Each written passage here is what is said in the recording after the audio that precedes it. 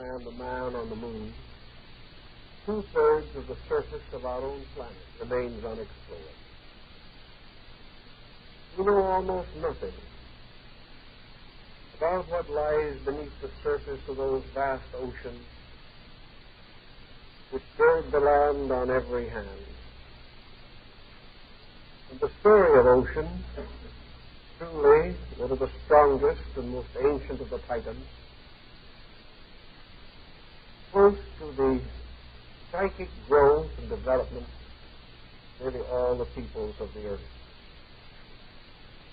Because different nations in different climates and under different conditions have had various experiences of the sea, the legendary and mythology is highly diversified.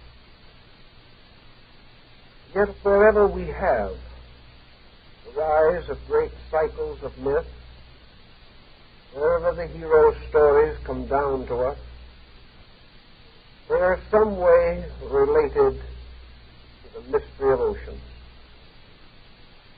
So first of all, let us try to sense something of what our remote ancestors thought about the sea. For out of their thinking has come much that has influenced our personal psychology of life.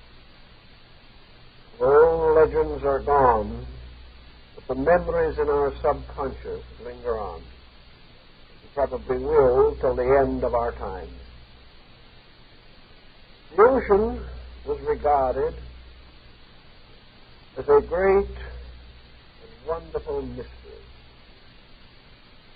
The man walking along the shore of the sea followed the narrow path of his existence. On the one hand, the land which he had explored, which had become his habitation.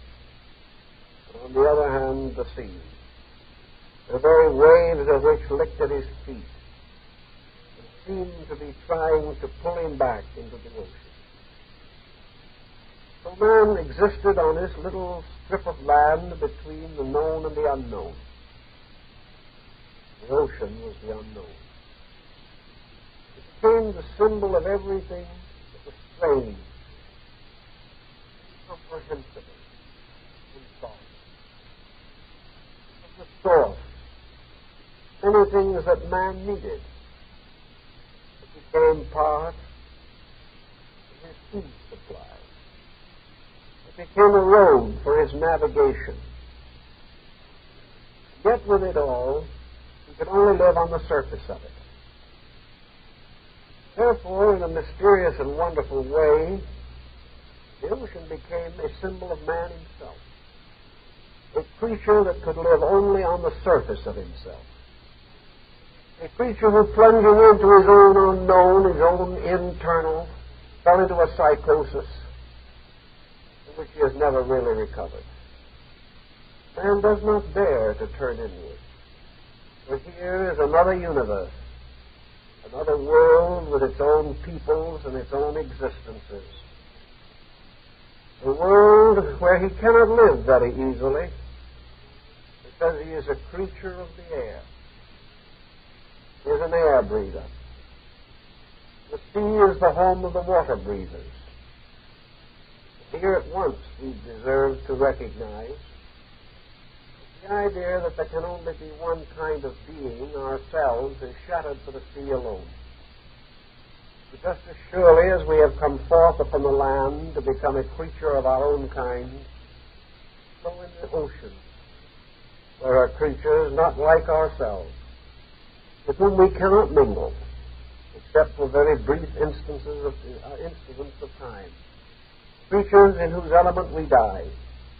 Creatures who, if they come into our element, will die. Thus we live on a planet not only divided to land and water, but a planet divided to two completely different kinds of existence. Two kinds that meet a little along the shores of things, but have found no common understanding. What is in the sea we do not know. Perhaps there dwell the last of the prehistoric monsters of other ages. For all we know, there may also be the first of creatures for another world to come. The Chinese are very philosophical people. Whose the sea is the symbol of the infinite. Lao Tzu declared that it was the abode of the great storm dragon. From the sea they rose, gathering up the waters into dark and twisting spouts. These dragons released their waters upon the mountains. The waters flowed into rivers and returned to the great cycle of existence. So man, some remote time, that scientifically we now know to be true, came forth from the sea. And how do we know that in the end he will not return to the sea? These mysteries are difficult to explain. But land is a minority part of the earth's surface. Man is a minority creature, even on his own planet. Then we wonder what might else lie under the sea. Is under the ocean the abode of lost continents, lost cities, that nations vanished into the water? Are the keys to our own culture hidden secretly or deeply under the sea? Again, we do not know, but occasionally we bring forth some treasure from the waters. Some ancient sunken ship gives up its gold or silver or its jewels. We know so little about all these things that we cannot be surprised that our ancestors, without very much of the sophistication that we now boast about, were deeply moved by the whole mystery. Just as it divides us into two kinds of creatures, the very phenomenon of sea divides the earth into two kinds of people, those that live by the sea and those that live remote from it. And the psychology of these two groups is clearly defined. Those who have lived or came into being as nations or societies or cultures close to the sea are a different kind of people. First of all, they were born and bred in an atmosphere of mystery. The sea was always mysterious. Men could explore the mountains and the forests. They could even walk along the banks of small streams. The ocean, great. They could not see its other side. They did not know where the water ended or whether it went on to eternity. The Egyptians believed that the sun rode in a ship across the sky, run under the sea at night. Others believed that the world of the dead was under the sea. And here constantly arose the cries of lost souls. The salt of the sea was the tears of the dead. The constant motion of the sea was the reaching up of ghostly hands to clutch the sides of ships or to cling desperately to the rocks along the shore. All these were strange dramas of human intention and human thought. Early in man's experience, he developed some way of using the sea as a road. At first, it was not a very important pathway. It was hollowed logs, or with some small ship or vessel made by his own ingenuity. He found that it was easier to travel along the shore than to penetrate into the more mountainous regions. There were storms upon the sea, but there were greater hardships upon the land. For on the land he must meet hostile tribes, the danger of wild beasts. Whereas on the sea he might, with a little sail, make much progress with less arduous endeavor. Because of this, merchants, adventurers, hunters, fisher people, missionaries, traders, all of these moved along the shores in their ships. And people near the shore were perhaps the first to become aware of the world outside their own local communities. It was to the people of the shore that wisdom came first, in the form of a stranger, and around him in turn were built numerous legends of sages and mysterious gods and godlings that rose out of the sea. Those living in more remote inland regions seemed to develop a different kind of mind. But to them, there was a certain rigidness of things. The cultures of the inland people were more introverted, more self-centered, more self-righteous, more self-conscious. So they had never come in direct contact with this wonderful living thing, the ocean. They had never seen an adversary greater than themselves. They had never come into the presence of a mystery so vast, so deep.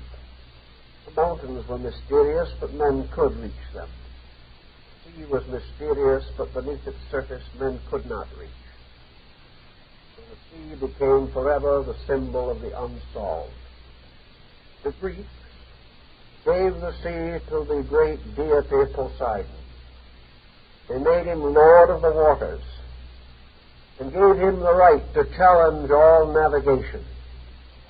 The great challenge that he gave to Ulysses is so well set forth in Homer's poem.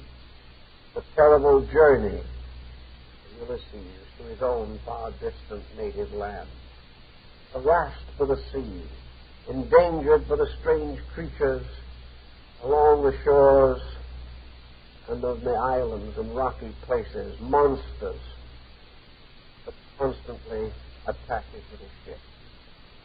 So the story of Ulysses is the story of a man of the sea going home. A story that has been repeated countless times in the factual history of mankind. The story of a man against the sea. The sea was the source of great pain to those who lived close to it. For the fisher people especially. The sea is the source of life and the cause of death. In the old days, when the men went forth to fish, the women and the children waited. Many a time the men did not come back. So there was great pain and loneliness. The sea was the graveyard of those who went forth to labor in its deep. And the seafaring man, frightened of the sea, yet bewitched by its mystery, assumes as matter of course that when the end of his time shall come, he will be buried at sea, as so many others have been. Thus the sea has had many meanings and many values to different people. In Buddhism, the sea has been likened to nirvana, the infinite reality, the strange, wonderful depth which has the laws of its own kind. And that of man which is human cannot live in the sea. And that which belongs to the sea cannot come to men.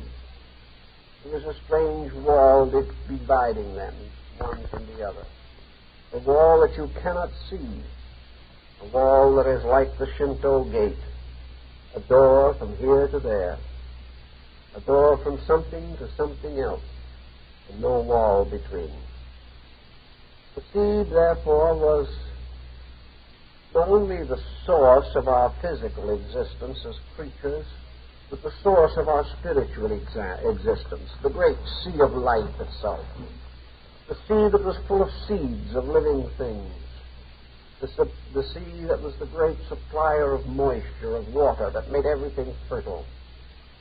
The sea that was filled with monocellular organisms that gradually evolved and unfolded until some of these organisms came forth upon the earth to become men. All this mystery of the sea, and with so little equipment to labor with this mystery.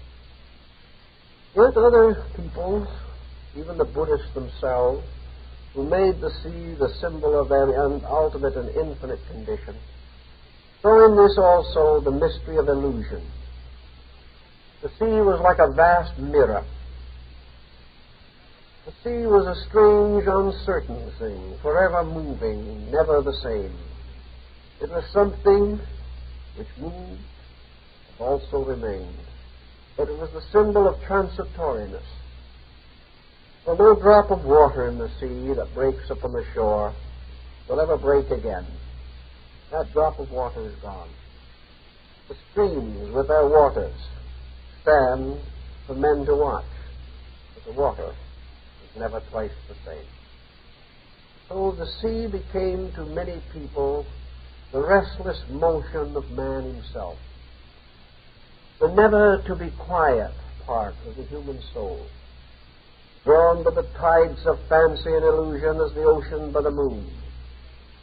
Man is never still, ever impatient, ever ambitious, ever breaking his own waves against the shores of the inevitable, always ending upon the rocks of ultimate dissolution.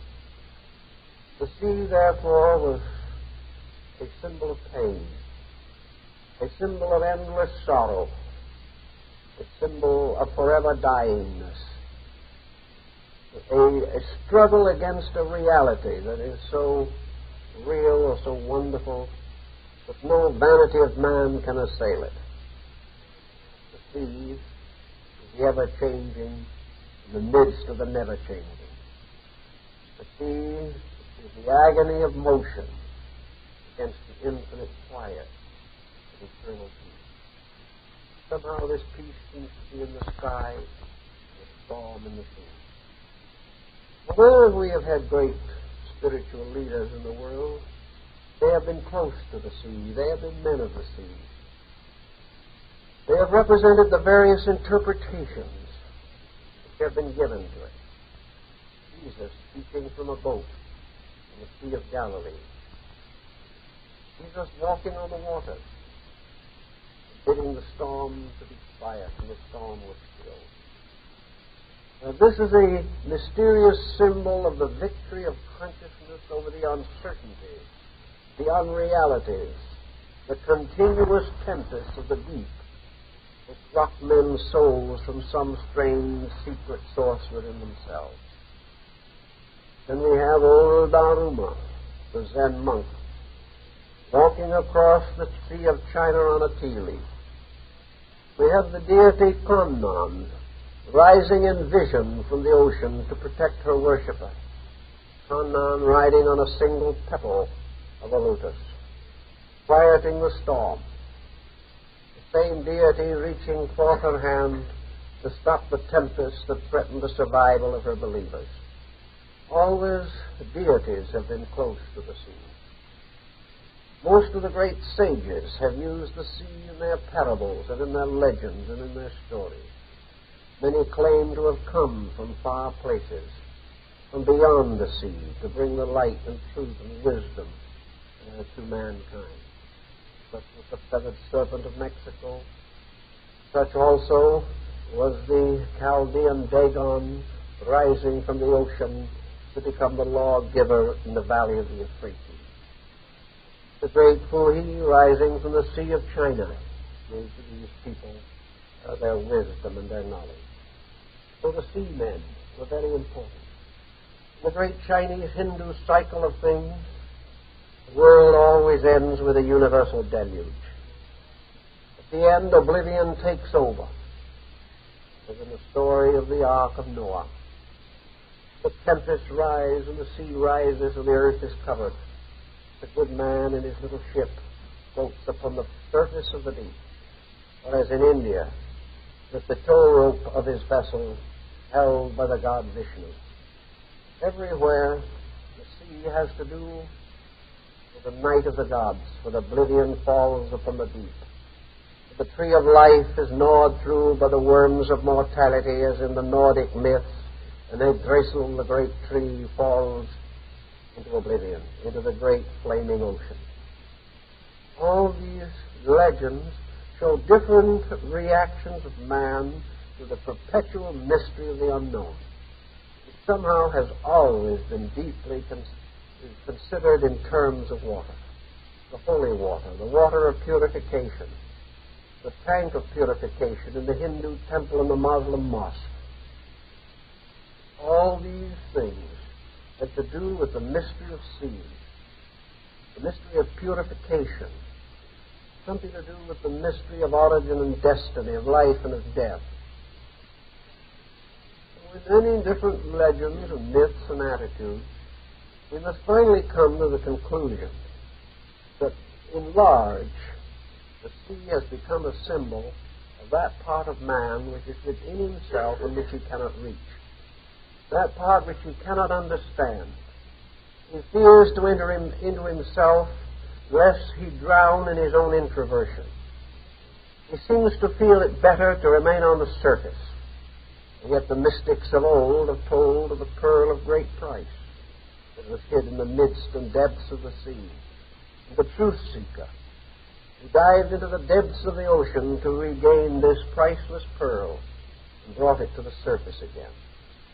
Thus truth, wisdom, all man needs to know, including the secret of his own immortality, lies somewhere in the depths of ocean, the ocean of himself, the ocean of his own continually moving existence, this endless cycle of causes and effects which like tides and waves sweep on through space.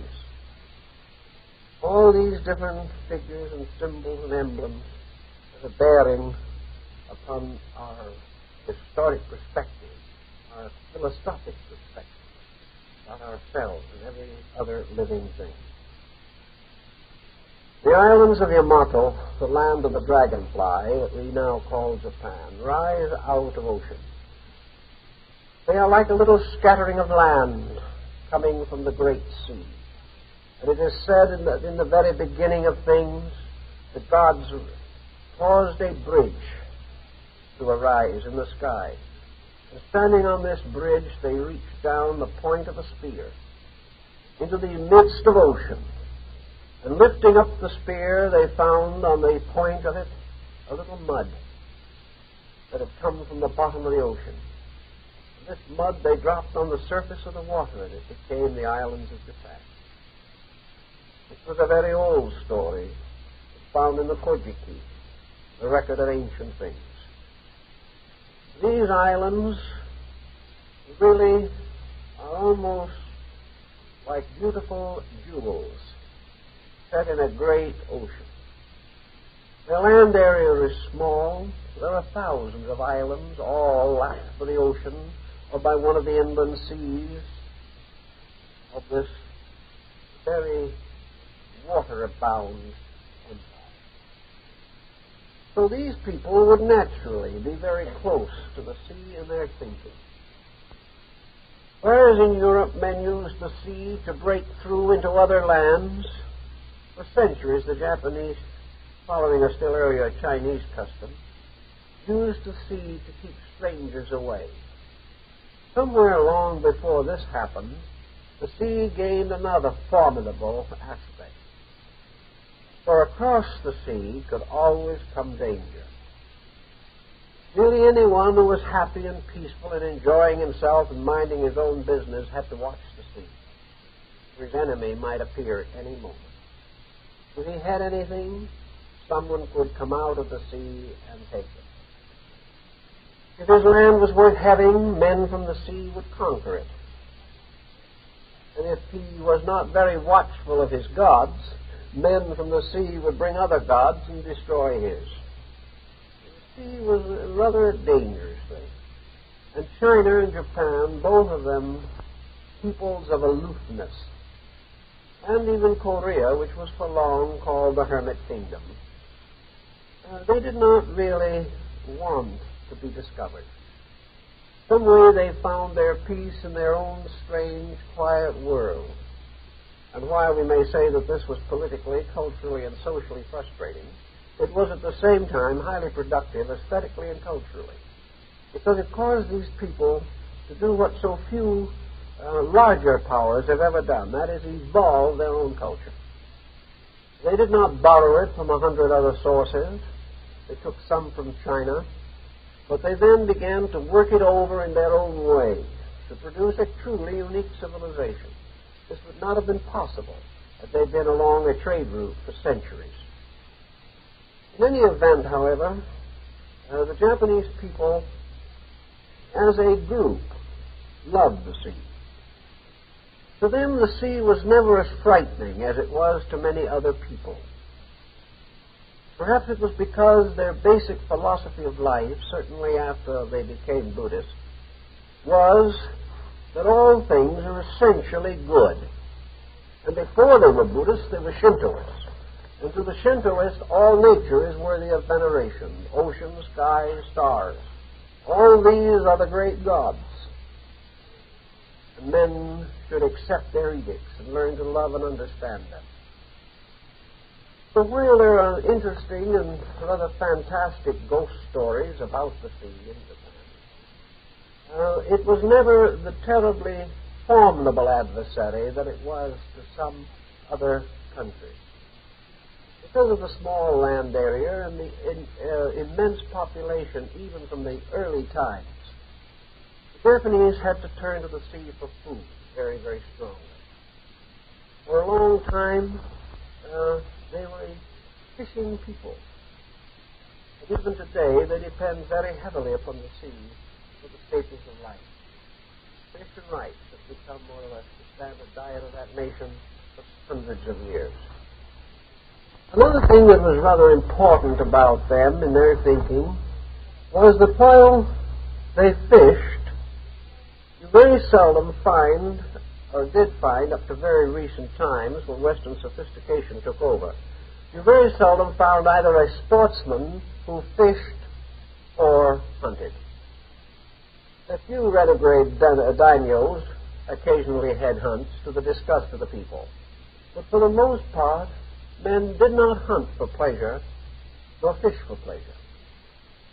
They hunted and fished only for the necessities of life, and all along their shores were monuments and shrines to the sea, and to the creatures that had given their lives that men might live. And they respected these creatures. They regretted the need to use them for food. But they were never unmindful, never thoughtless, never intentionally cruel in these matters. They only tried to find a means of survival for themselves and their families. So in a sense, the people understood the sea perhaps a little better than other nations. The one great exception, of course, to all this was the invasions of Japan from China, Korea, and the old wars of the regencies and the shogunates. Many of the great battles of these times were fought upon the sea, and to a measure it was assumed that these battles polluted the ocean and might be responsible for some of the comic trends that it possessed. Its tendency perhaps to turn upon man sometimes. The result, however, of all these wars and battles was that the Japanese believed that there was a kind of ghost that lives in the sea. The sea was filled with the restless souls of those who had died in ignorance. That all creatures, therefore, whether they had died in the wars of the Taira or the Heike, these who had died in the battle became the symbols of all human beings. The restless souls that had never solved the mystery of life, that had gone to sleep in confusion in their own existence, and were born to battle again against adversaries they neither understood nor really needed to fight. So the sea became a symbol of karma, of illusion, of the endless struggle of ghosts, both seeking power, both seeking wealth, both seeking influence. But all these things were but shadows, and in the end there were nothing but ghosts in the great sea of life. And there were other interesting and appealing thoughts. The sea, in a wonderful way, was associated with the ultimate abode of the dead. But here we have a curious combination of beliefs, some of which probably arose in Mongolian shamanism, some in ancient Shinto belief, perhaps some in Polynesian religious convictions. And even a few came from as far off as Persia to involve themselves in the philosophy and psychology of the people. So in the great feast of the dead, it is assumed that the ghosts will come back from the sea, that between this world and another, the other is an ocean, some kind of an abyss of water, reminding us a little of the old hymn, One More River to Cross. But apparently the two most ancient peoples, this world was divided from the other by what the Greeks called an ocean of humidity, a kind of strange, heavy, watery atmosphere, a mist, a strange, etheric substance, a fluid or an energy, through which souls passed into the other life as crossing a sea, or into which they came in descending for rebirth or manifestation in this world. Perhaps this is why the ancient Christian church was formed in the shape of a ship, and why a certain part of the church is still called the nave, meaning a ship. Also, this is the mysterious ship of the doctrine, in which the deity Kannon conducts souls into the western paradise. The soul has to pass across this great expanse of ocean into another region or another kind of life. And in the ceremony of the annual return of the spirits of the dead, we see the ghosts coming from the sea. And at the end of the ceremony, we see the little ships with the lamps and candles, the little dishes of food and the memories to carry the souls back again. The little ships float down the streams to the sea and out to sea, like the ancient barges of the Vikings. Until finally the little lamps go out one by one. The dead have returned to the land beyond the ocean to remain there for another year. All these legends, stories, have a message or meaning to us which is almost something to be grasped intuitively. It is something that tells us of a psychic dream experience, something that has archetypal dream meaning to us. And always it is the same, essentially. That the sea in some way becomes the symbol of an ignorance lying beyond this world and veiling from us the ultimate reality. The sea is our uncertainty. In uncertainty we live, and in uncertainty we die, but we pass into uncertainty. And all this changing, shifting picture of things that cannot ever be quite so seem to suggest the mirroring of the sea, the Maya of illusion, the symbol of water, the same Maya, or Mara, however, which becomes the parent of prophets. For out of the uncertainties of life, man gains the courage to seek the realities. Now, there are many wonderful legends about the sea among the Japanese people. We want to say something at this time about Urashima Taro, the fisher boy. This is a story which could come from any one of 100 different nations. No one seems to know just where it originated.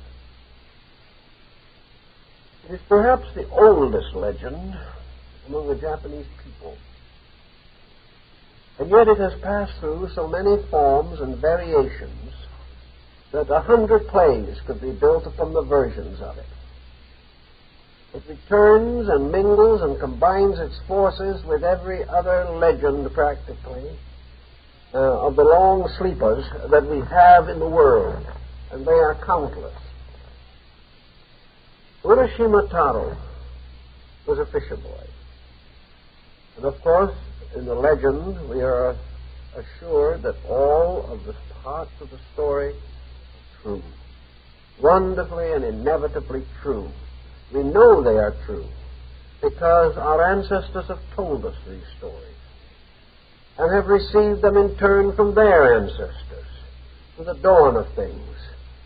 And when things come down for hundreds of generations, they must be true. No one knows where they started from. No one cares. They are part of a folklore, a great legendary. So because this young man, this fisherman, was a good, honorable person, he paid homage to the gods of the streams and the mountains. He was kind, but he was like the story we just mentioned. He and his family and his people depended upon the sea for life. So in his crazy little boat that bounced around on the waves, he was fishing quietly along when there was a very powerful tug on his fish line. And of course, a tug like that might mean a great fish which would be food for the whole village. So in great excitement, the fisherman pulled in on his line. But it soon became evident that he had not caught a fish at all. What he had caught instead was a great tortoise.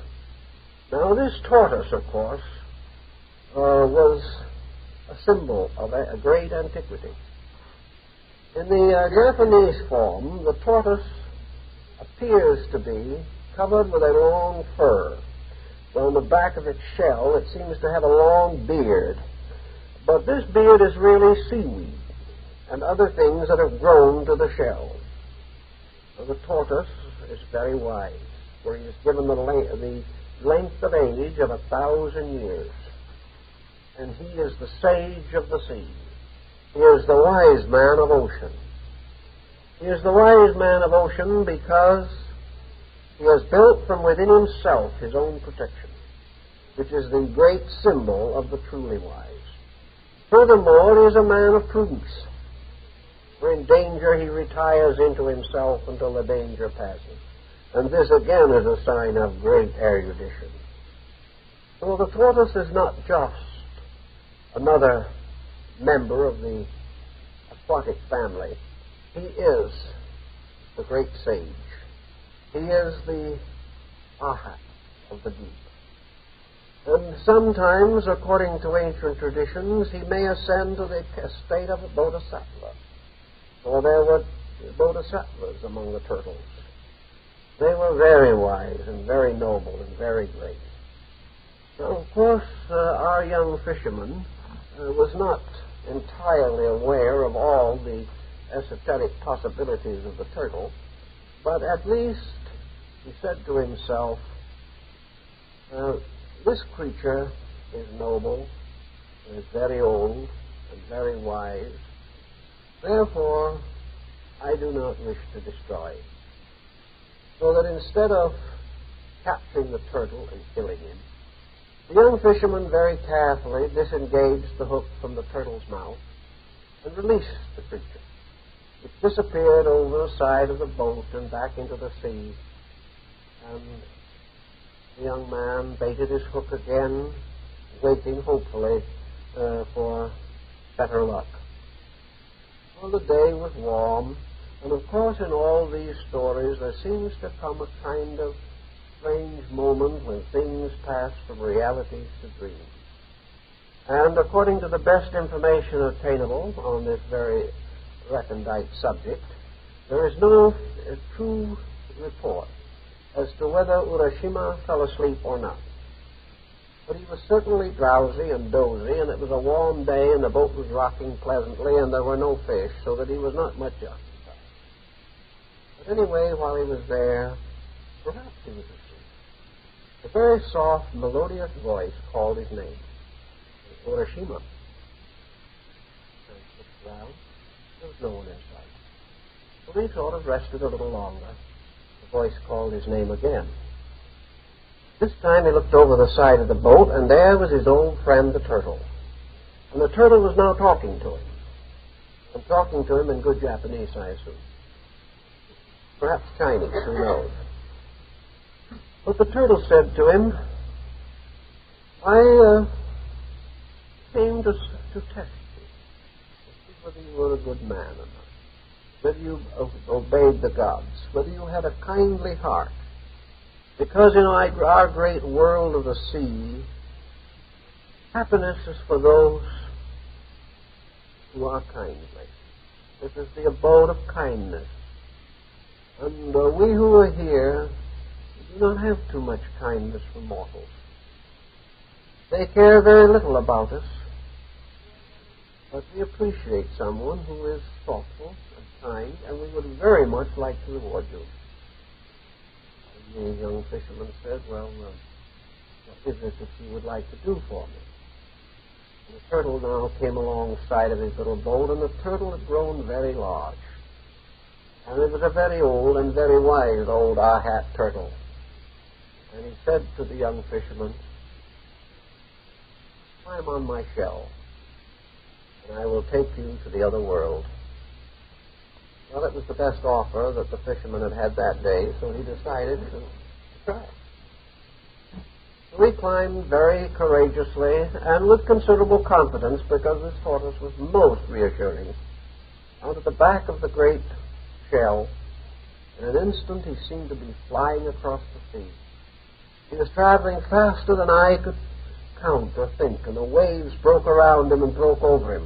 There was something very remarkable about it. His clothing never became wet. And he went on and on and on into a mysterious haze that seemed to rise on every hand. And here the story takes again two or more very interesting turns.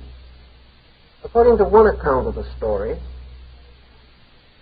the palace of the Sea King, for which they were bound, was deep in the depths of ocean, in some wonderful, strange spot, perhaps down far south of the present islands of Japan.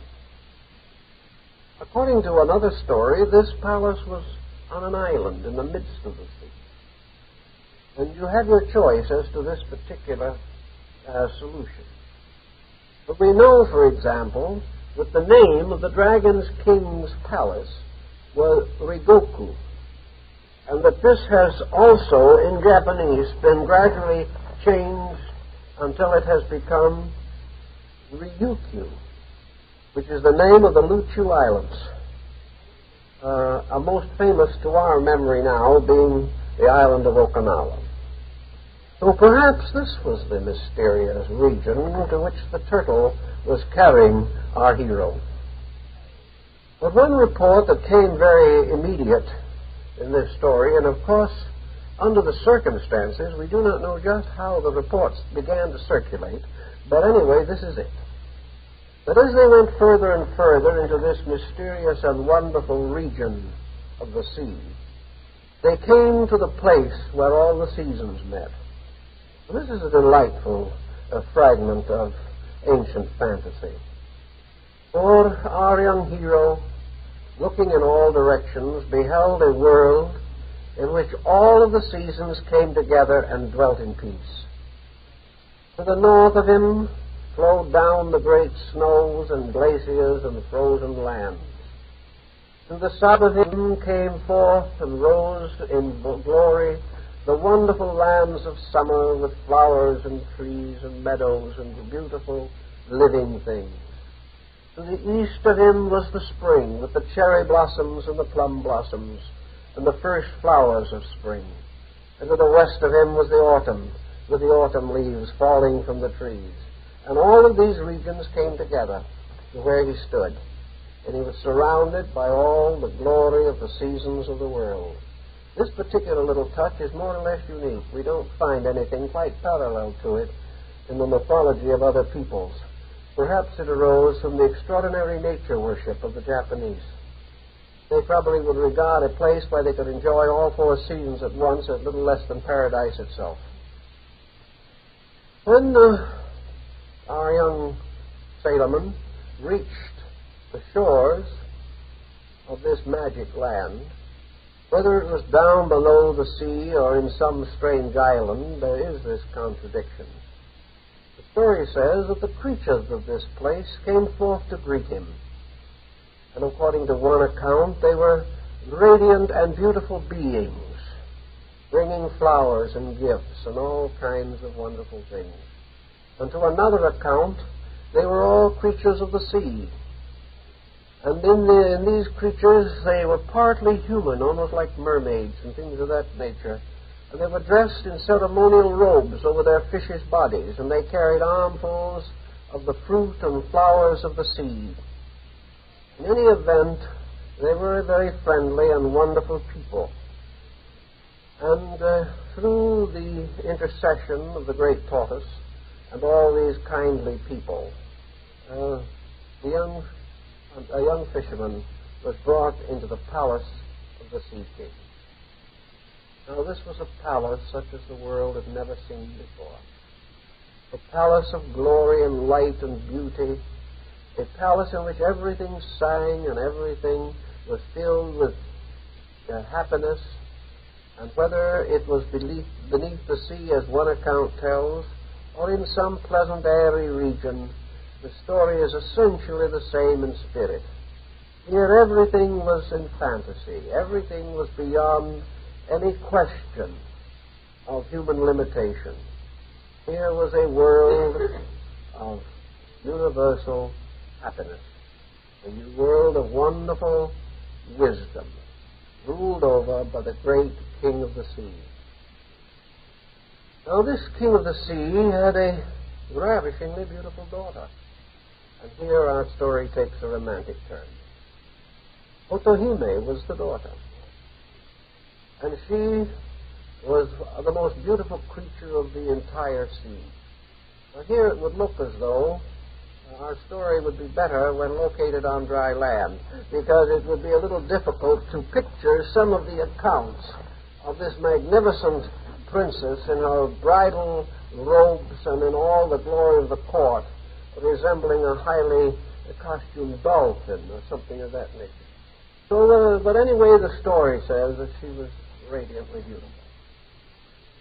And she was the one who had sent the great turtle out into the sea to test and seek for a suitable husband, because she wanted to find someone who belonged to the world of mortals. And she wanted to find the person who was kind and thoughtful and generous.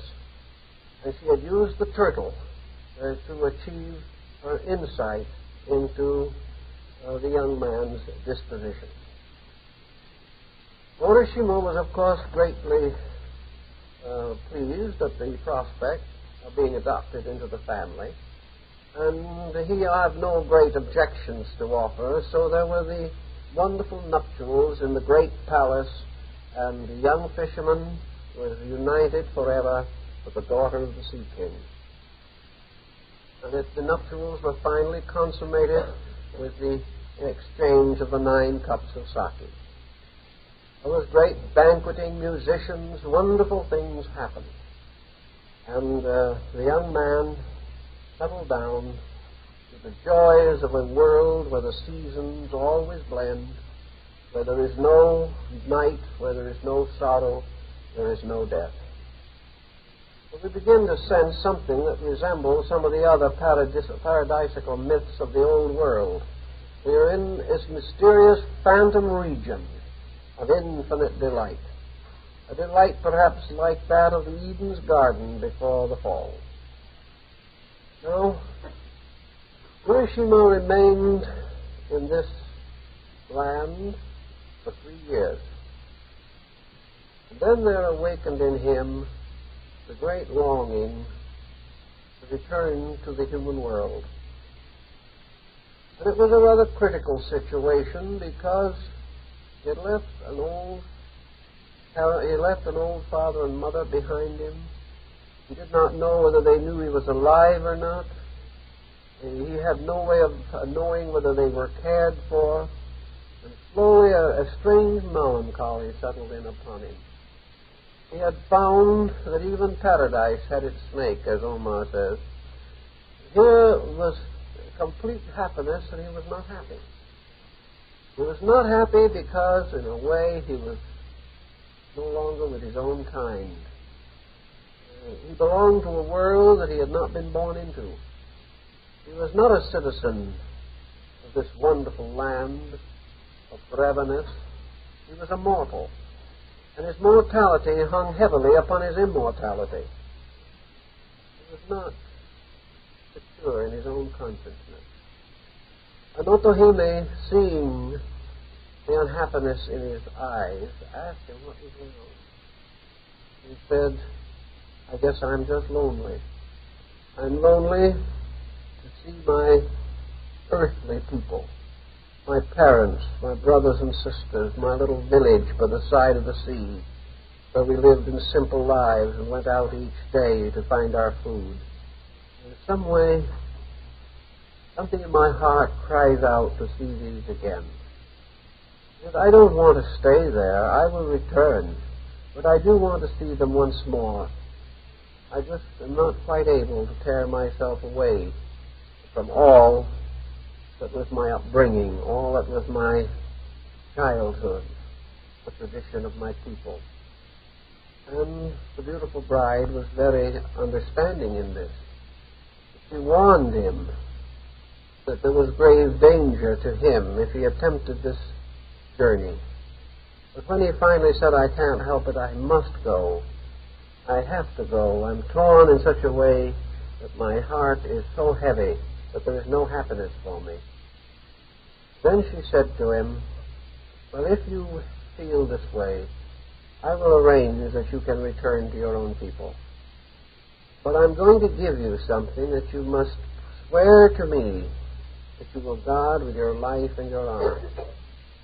It is a lacquered box tied with a golden cord. And this box is your protection. But under no condition, at any time, must you open it. For if you open it, all is lost. But as long as you do not open it, you can return again to the land where the seasons come together.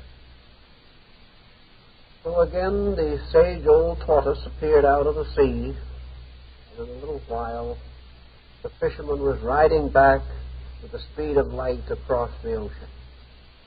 And finally, the tortoise brought him safely to the shore where his little village stood.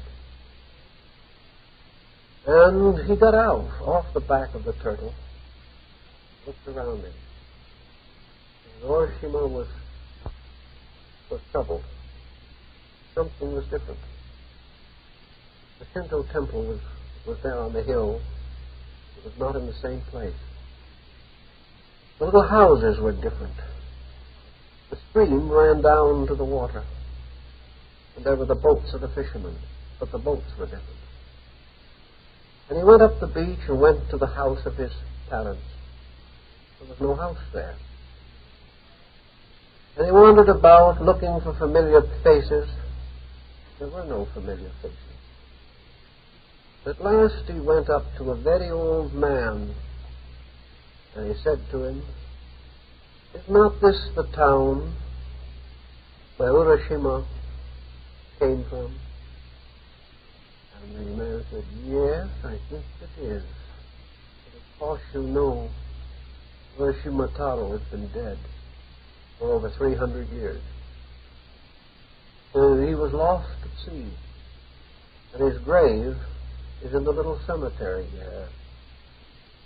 There is where his memorial tablet is. And beside him are the graves of his parents, and the graves of his brothers and sisters, and of their children, and of their children's children. And there is no more any family of that name existing. And he asked all kinds of questions. And they all thought he was mad, because no one asked such questions anymore. They were themselves part of legend and lore of centuries before. He went to the Shinto temple, but the priest was not the same, and the priest did not understand. Nobody understood. The whole world that he had known was gone. So, lonely still, and more or less despairing, Urashima Taro went down to the edge of the water and stood looking out at the sea. For now he had a vague uncertainty, fear, and almost terror within himself. There was nothing any longer to keep him among the worlds of men. The how should he get back again to that wonderful palace of the Sea King? He did not know. He called to the sea. Nothing happened. He looked hopefully for the great turtle, but he saw no sign of it. He wandered dejectedly along the shore of the sea. And finally, he held a little box in his hand with its silken cord. He said, I know I'm sworn not to open this, but I no longer have any other course. I do not know what to do. Perhaps if I open this, I will find a way back again to the palace of the Sea King. And so, breaking his promise, he lifted off the lid of the box. And out of the box there came a fine white mist. There was nothing else in the box. And this mist floated and hovered and remained a little time in the air and then drifted out over the sea and disappeared. And in that instant, the young fisherman knew all was lost. But suddenly, in a second, his body began to age. In a very few minutes, he was so old that he could no longer stand. He fell upon the ground, and in a few moments he was dead. But suddenly, without warning, he had become as though 300 years old. And the people there have a little temple built to his memory now. It's been shown to visitors many times. And in this temple is the empty box with its golden cord and two strange stones that he is said to have brought back with him from the land where the seasons mingle. And no one else then knows anything more about what happened to the fisherman. He just died and was buried again, but now as an unknown, aged man in the village where he was born. This is the story of the palace of the Sea King. Let's see what happens if we try to investigate the story a little bit, see what it all means to us. Some of it is evidently devised from Shinto fables. The story of the long sleeper, Arwit van Winkle's story, comes from another version that is in China and which has been held there for a very long time. Here is the story of the individual who passes through a dream or a vision, like the seven sleepers of Ephesus, remains in a trance or in a strange suspended state of animation for a long time, and then comes back to find the world he knew no longer exists. This legend is practically everywhere on Earth. There's a very interesting version of it among the Eskimos. So this is not new in itself. But the patterning of it altogether seems to suggest several things. And Buddhist priests in Japan have found the story very supporting to some of their own doctrines and beliefs. Let us imagine for a moment that the mysterious abode of the Sea King represents in man the mysterious seat of his own existence. That this palace of the Sea King, where all the seasons meet, is the abode where all the sensory perceptions combine. Here all phenomena, all things that have to do with the world, have a sort of common meeting ground. And this palace of the Sea King is the strange center of self-consciousness that we call I, that is located deep within the recesses of our natures and dispositions. It is a deep, mysterious kind of I. The Sea King is not the true God of things, because actually he is a phase of Ema, the Lord of the dead. The Sea King rules in a subterranean world like Poseidon, who is not the great deity, but like the Titan Ocean, is one of the ancient beings. And this ancientness of beings has to do with the traditional descent from generation to generation of the evolving or unfolding consciousness of the human being. So for all practical purposes, let us say at this time that the Sea King represents the mysterious self locked in the very depths of our existence, locked in a strange world, a world that perhaps the yogi or the disciple of Vedanta approaches in his samadhi, a world of absolute peace. Perhaps again this Sea King's paradise may be likened to Amitabha's blessed region. Anyway, it is the abode of the evening calm within man, the abode of utter quietude to be achieved by meditation, by the strange doctrines of Zen, by the mysterious rites and rituals of Tantra and Shingon and Tendai, all the magic of the eternal stillness of great peace within man. Now a young fisherman probably plays the part of the truth seeker. He is almost another Parsifal, the guileless fool. Parsifal shoots a swan in the forest of Mansalvat. Our young fisherman, Urashima, catches the turtle of long life, an ancient and religious symbol of both China and Japan. The turtle becomes his helper and teacher, his Gurumons or Merlin. And we have another kind of thinking.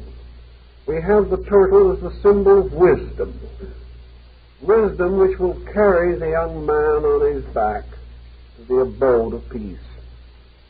And to achieve this, the young fisherman must be carried over the vast oceans of illusion in order to come finally into the palace of the Sea King.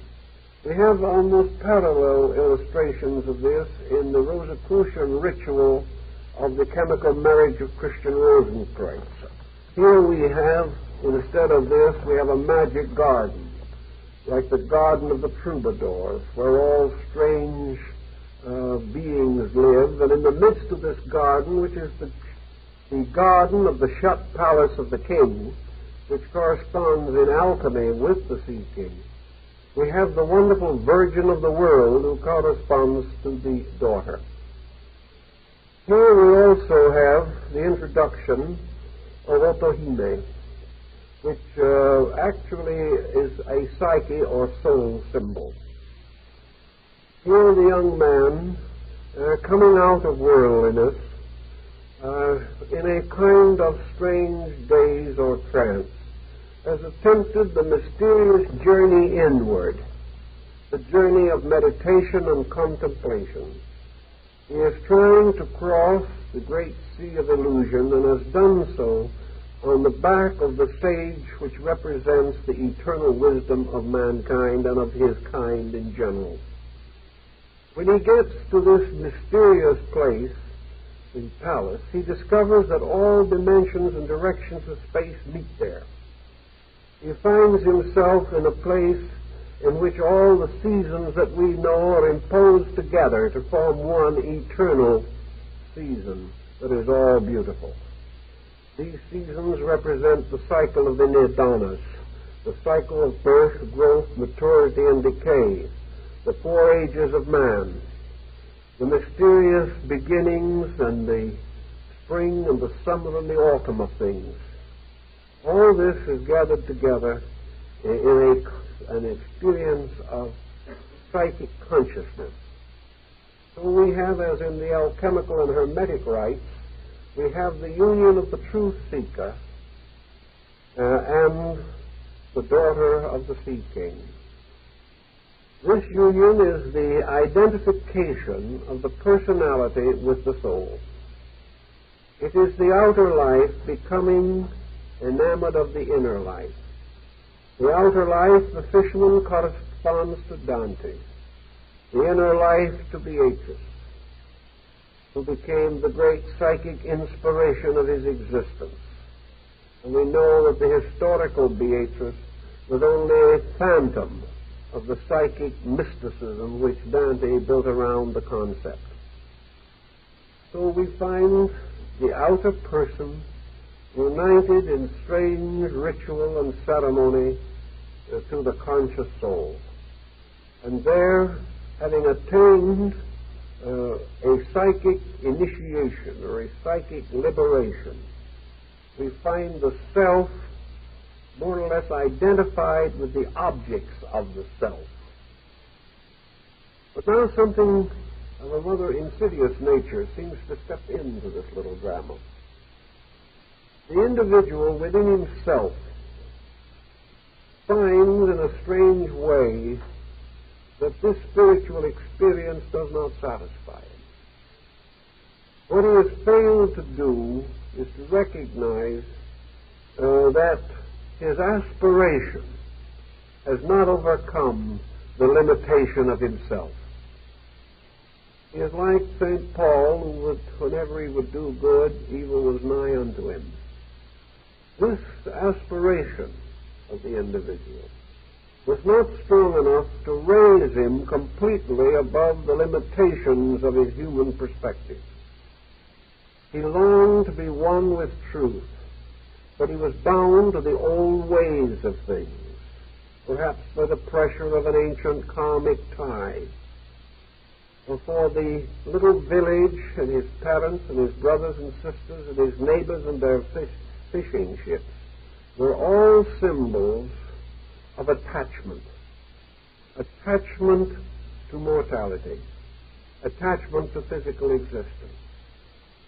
And the Buddhist explains this very simply, that the individual, while given this glorious vision of possibility, was still bound by the inability to live free of the attachment of the mortal state. It is as though for a second he had glimpsed a universal mystery. The mystery closed in again, and darkness resulted, and he fell back upon his own humanity. So the Buddhist would simply say that this person had a mystical experience, but this mystical experience was not strong enough to bind him completely to eternity. He wanted to live forever in the golden palace of the Sea King. He wanted to live forever in the love of his own soul and have an immortal existence beyond birth and death. But he was not by nature immortal. He was by nature a mortal creature. Therefore, by his own mortality, he wished himself to die. Regardless of anything that could have been done, he could not escape from his own mortality. Now, this is a very important Buddhist philosophic point, which certainly has become gradually involved within the story. Urashima, the fisherman, represents the human personal being that has never known immortality and never can. It has no consciousness apart from condition.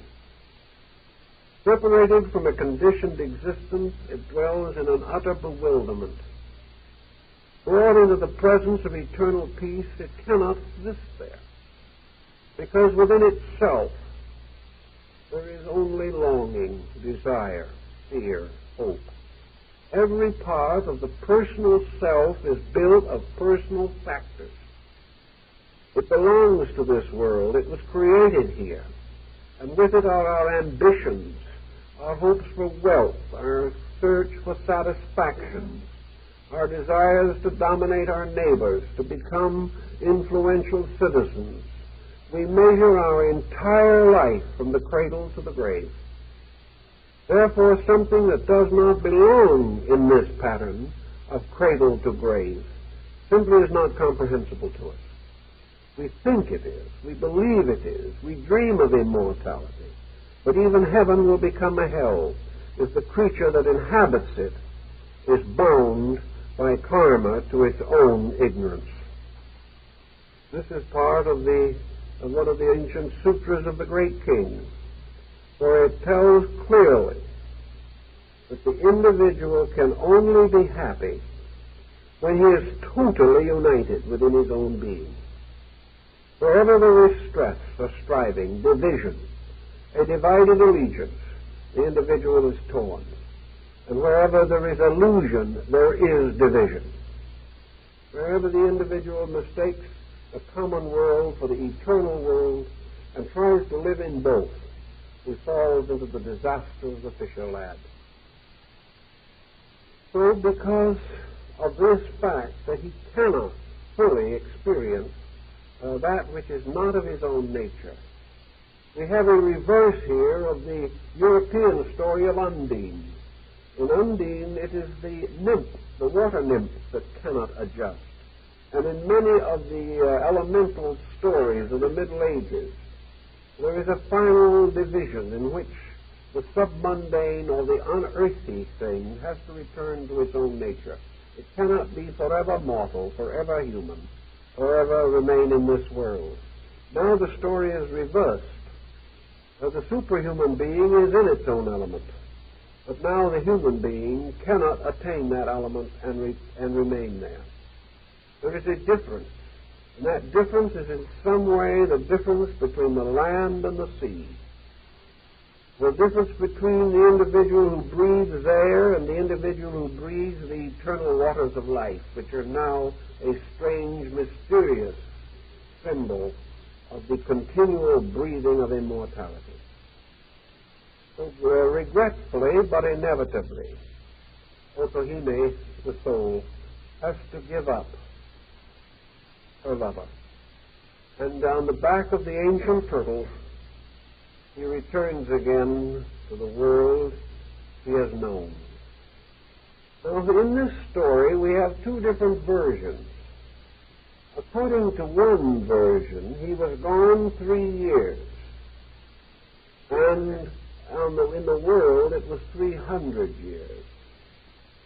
In another version of the story, we find a completely different time equation, in which the equation is that the young man has been away for a very long time and comes back to find nothing changed and the situation utterly endurable in this world.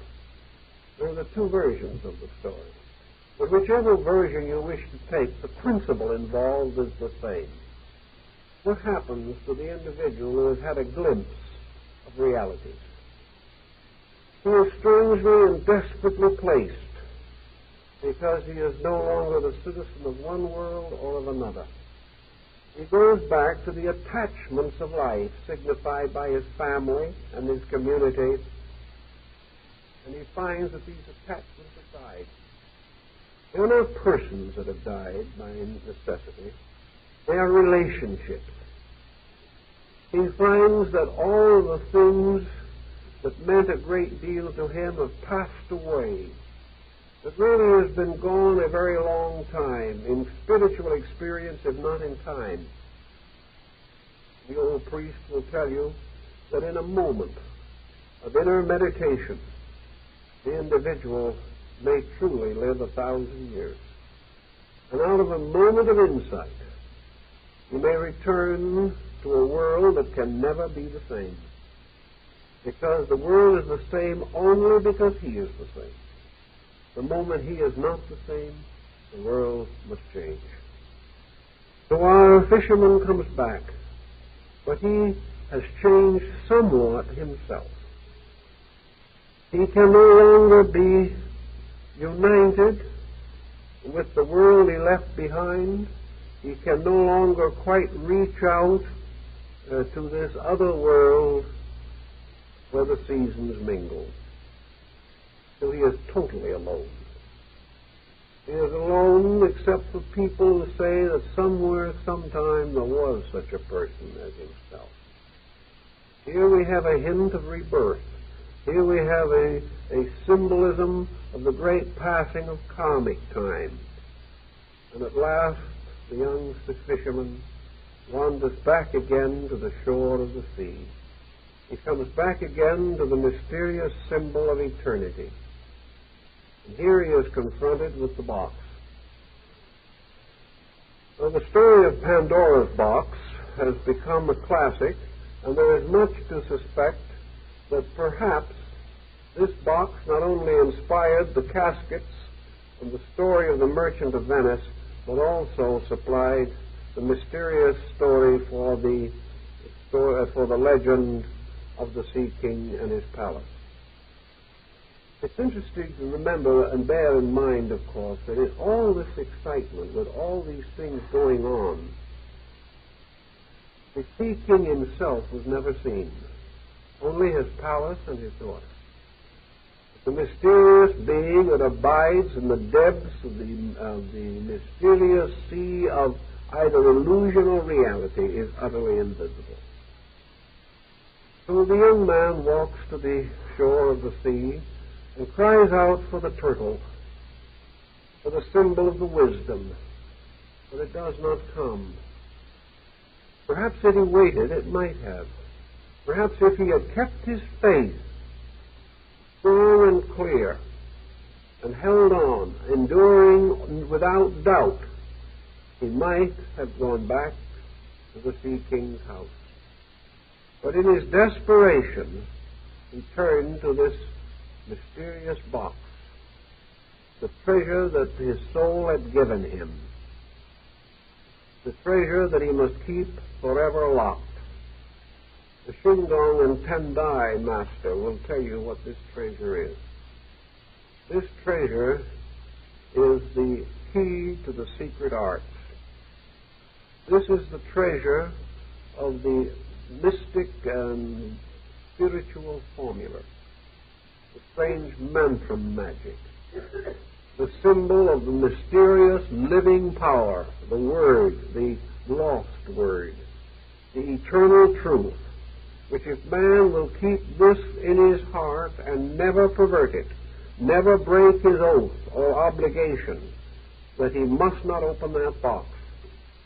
He must never release out into manifestation those things which belong to his own inner life. He must never pervert the truth which has been given to him. Had he kept this, he might have been able to go back. But in his desperation, he opened the box, hoping to find therein the magic way of returning to happiness. Well, what kind of a box could it be? We are all seeking for peace. We are all seeking for happiness. And like Pandora opening her box, we have launched a pestilence upon our kind. For in our search for peace, we have used everything we could think of except the path of reality. We have tried to drink ourselves into a stupor. We have turned to narcotics and sedation. We have surrounded ourselves with the most strange and exciting and disastrous emotional tempos in order to find something that we are seeking, and we do not know what it is. What we are seeking for is peace. And we are destroying ourselves with confusion while we are striving after quiet. In any event, the release of this secret thing, of this breaking of the primary obligation to be true to truth, to be true to the soul and all that it stands for, to be true to the psychic wisdom that has been granted, brings Urashima back suddenly, back to the old world which he has left. There is no longer any hope for him to go on. He can only go down into the earth, and suddenly he is very old, he is very tired, the world grows dark around him, and he passes out of embodiment. Now, in this particular phase of the story, in all probability, also has a Buddhistic interpretation, for it has to do with the final dissolution of the personality. The personality itself is wiped away in some strange manner. The individual forever undoes himself. The mistakes, the selfishness, the corruption destroy that which they fashion. So in the end, the personality simply perishes. Now, in the legend, we know no more that goes beyond this point. There is nothing more said to indicate what could lie beyond. According to the beliefs of the people, however, to the very village to which this ancient fisherman is said to have belonged,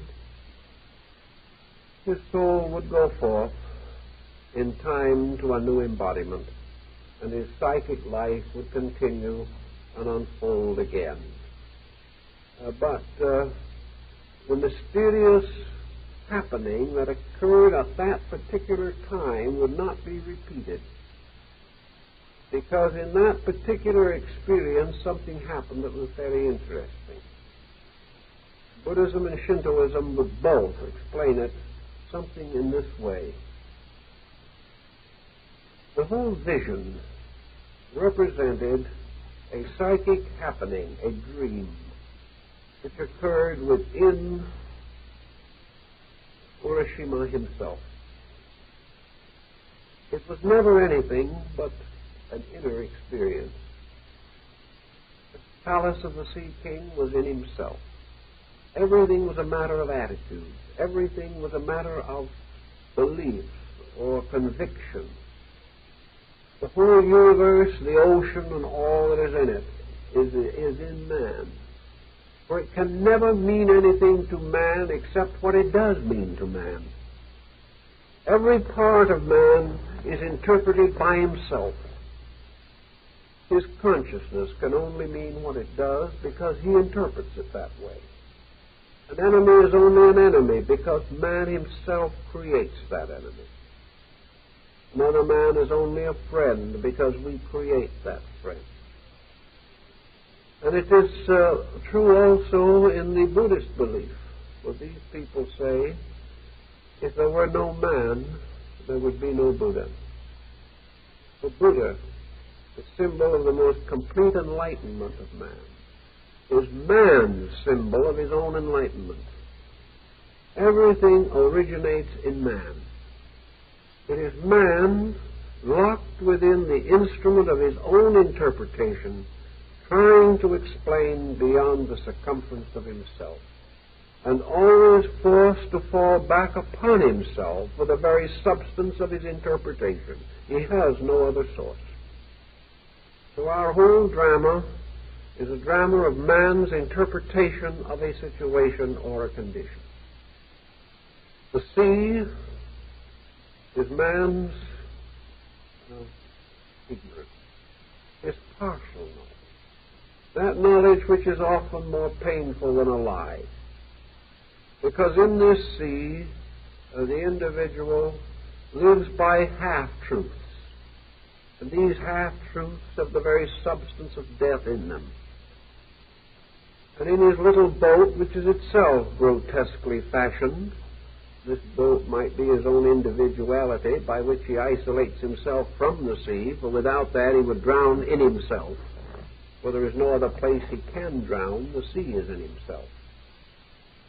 In any event, as he is there comes out of the subconsciousness of himself the wisdom animal, the Ahat, the Lohan, the Senin, the mysterious powers which man himself fashions.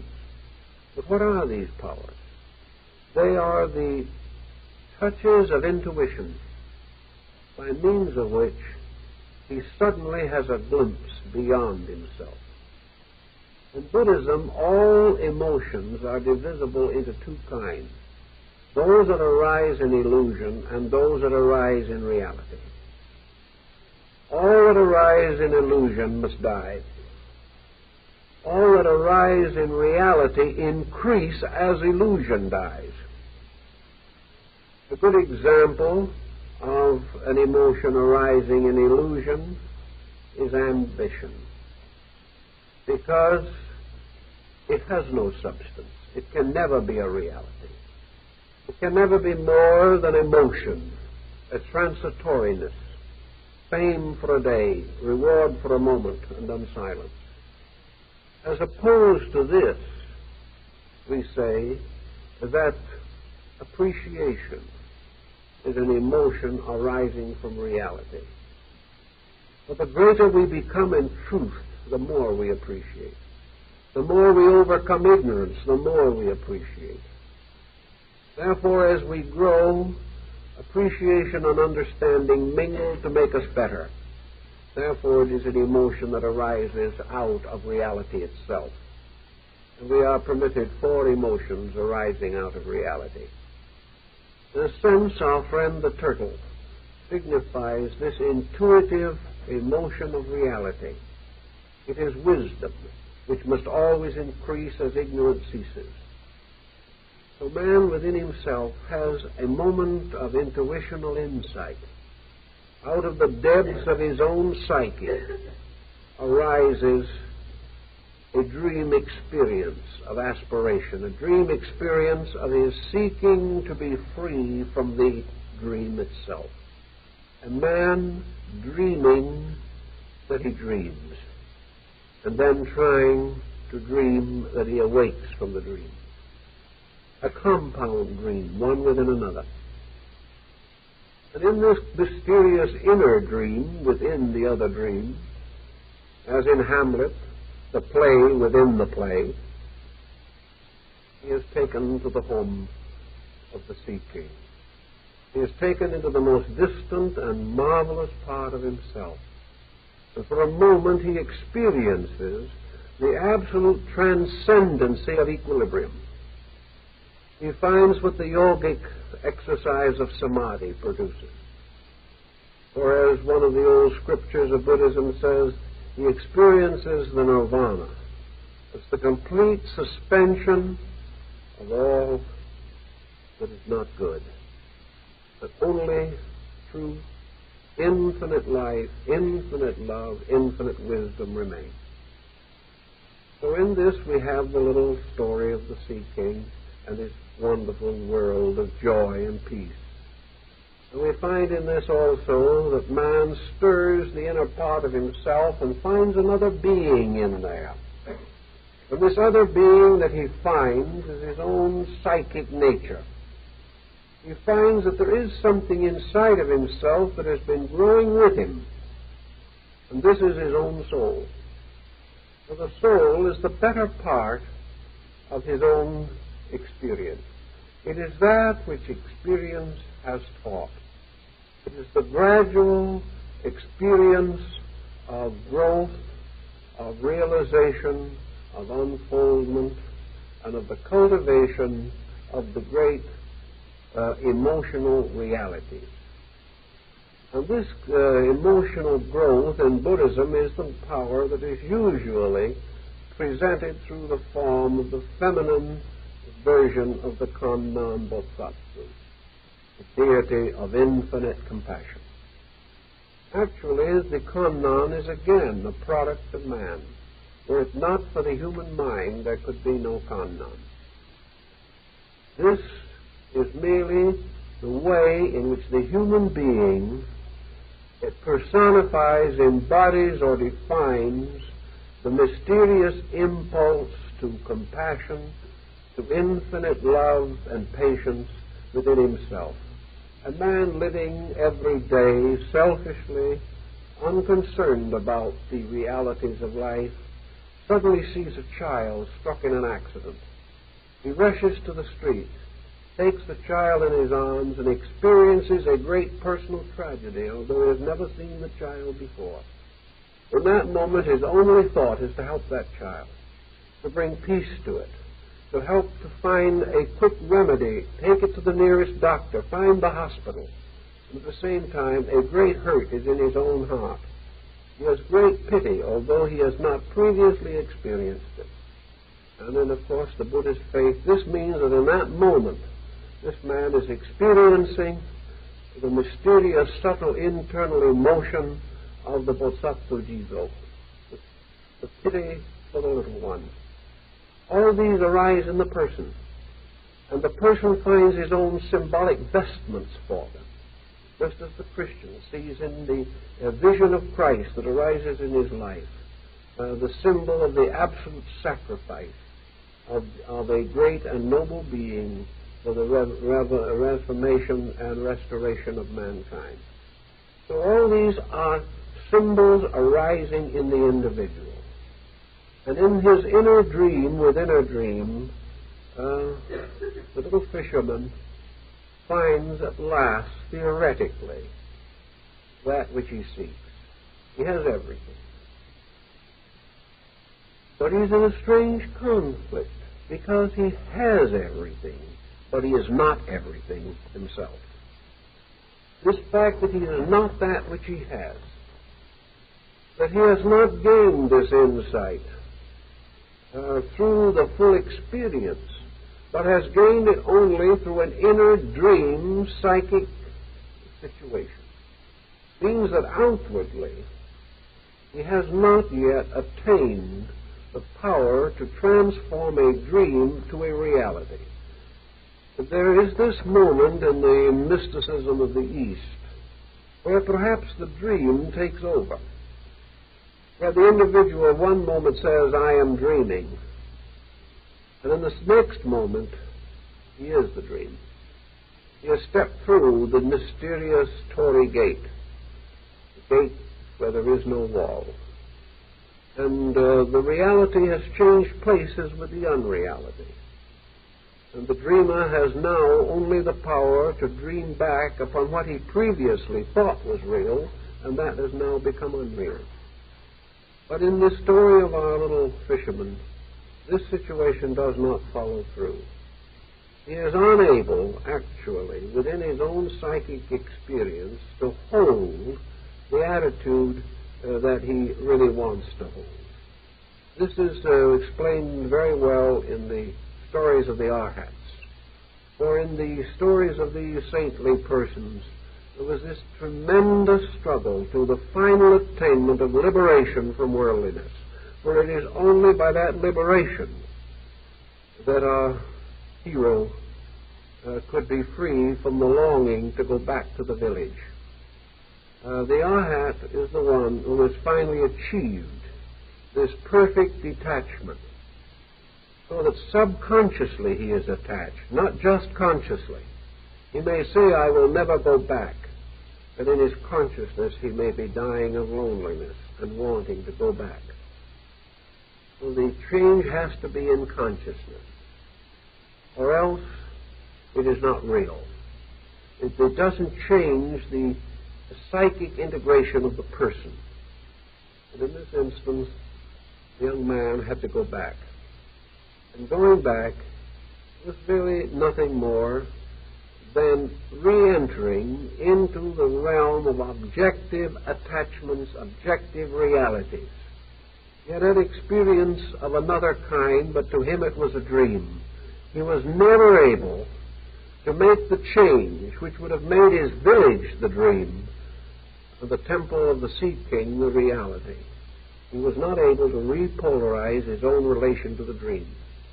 Now, in Buddhism, this is a very simple problem, essentially, because it doesn't make any difference which way you polarize it. It is still a dream.